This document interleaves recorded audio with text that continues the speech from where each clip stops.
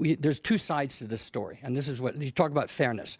So let's mention, for example, the economic impact that shows, our own statistics, South Africa show, that each immigrant that is having a business here employs at least 3 to 4 people, contributes taxes. Nobody ever talks about that.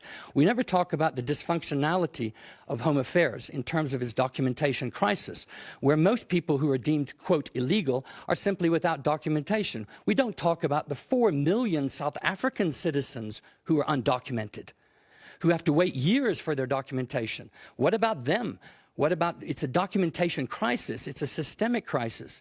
And what we're saying is, we recognize, I wonder why, for example, there was no mention of the Kopanang African Xenophobia March, which happened 2 weeks ago in this very city with hundreds and hundreds of people with the different kind of message. We don't talk about these things.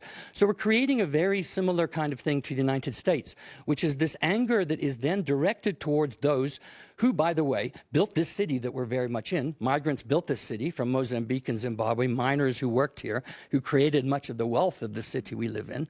And now we're trying to blame them for all of these ills, when in fact, if we start looking at the factual information about joblessness, there's no statistical evidence, there's no evidence that suggests the foreign nationals are taking away many jobs. What we have is we have a macroeconomic policy that basically privileges corporate capital and big investments and doesn't support small-scale township economies.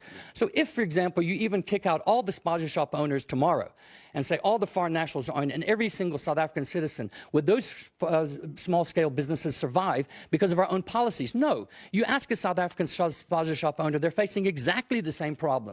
So instead of making this an immigration, foreign citizen issue, we should make it a governance issue, a policy issue, and politicians have a lot to answer for, because that's where people are protesting. Water, electricity, education, health, housing. Those can't be blamed on foreign nationals who make up, by the way, less than 4% of our population.